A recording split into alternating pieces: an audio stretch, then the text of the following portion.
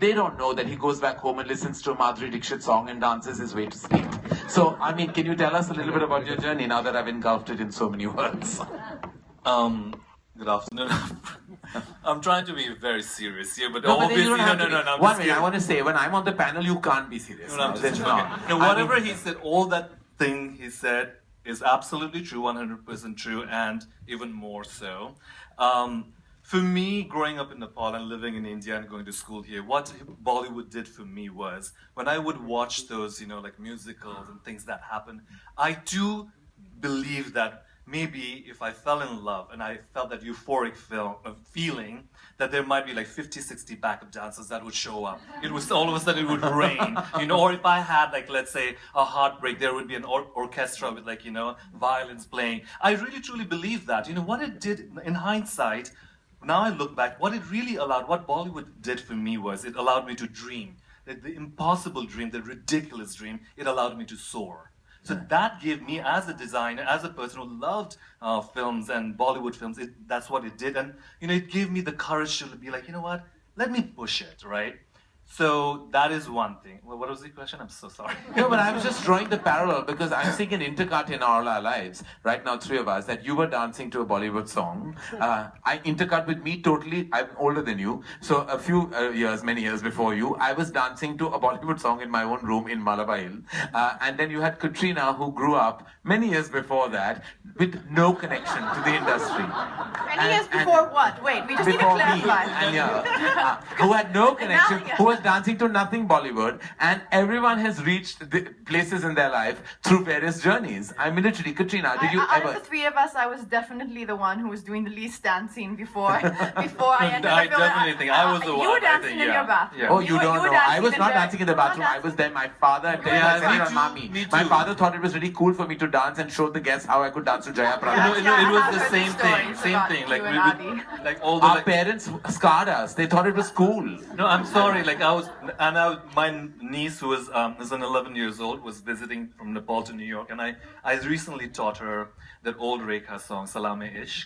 And I taught her the whole step and everything. We would dance, and my mom was, "Oh my God, you haven't changed." I love it. I'm an unabashed love for Bollywood and the songs. But you know how difficult it was for someone like Katrina actually to have developed that love. Believe it? And today when she does a song, there's nobody who does a song like Katrina Kaif does. And today we're referencing great songs of cinema. She had no referencing. You were dancing to Rekha, I was dancing to Sri Devi, she was probably dancing to Madonna, and she had no clue that what happened. I was not dancing to Madonna at all. They were foreign languages you've never heard of. So even if I would have had a head start if that's what I was dancing to. Music really didn't play a part in my early years. But I think the one thing that Prabal said that we have in common is music didn't play a part, dance didn't play a part, but movies did. Right. And ever since I can remember, the one memory I do have from as young as I can remember is I was an eternal daydreamer. I was always sitting wherever I was, making up these fantasy stories in my head, and that's why I loved movies so much, and that is what movies allowed me to do as well, which was just dream of the beautiful life I wanted, and dream of love, and dream of romance. And that for me is really what I think as well drew me into the movies. I had to be, in terms of dancing, I had to be coerced and convinced that I could dance. So for me it was the opposite. I had to be scolded by Farah Khan, then convinced by Bosco and Caesar. Oh, we've all been scolded by Farah Khan. Oh, we have. Huh? The hands. She'll shout from across the room, chicken hands. And you're like, chicken hands. Which means your hands are not having... Oh, you at least got some kind of reason for it. Yeah, I just got shut up. I don't know. Every time I opened my mouth, it was shut up. I'm like, I'm the director. Doesn't matter. Shut up. And in Sheila Ki Jawani, there's one particular step, which I know Prabhal's always, that's Prabhal's one of his songs. He's always singing to me when he sees me. We were all dancing on stage with the boys, and the step was quite sensual. It's supposed to be quite sexy. And Farah yelled from across the room, "You guys all look like you're dancing at a Bandra wedding. Stop that!" I'm like, I thought I was doing it really well. Yeah, that's Farah Khan for you. But Prabha, when you look at us, like we're from the fraternity in India, and you're near the red carpet royalty fashion, and she definitely started the ball rolling, and now it's gone out of whack. It's everywhere. I mean, high heels are no longer confidential; they're all over the place. So, what is your take on what happened? is an exquisite.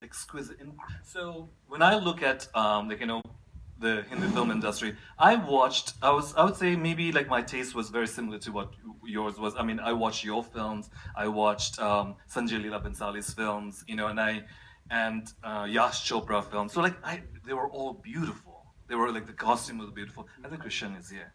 Hi. Hi. Oh, Come on we in. have Christian Yeah. Louboutin in the house. Come on in.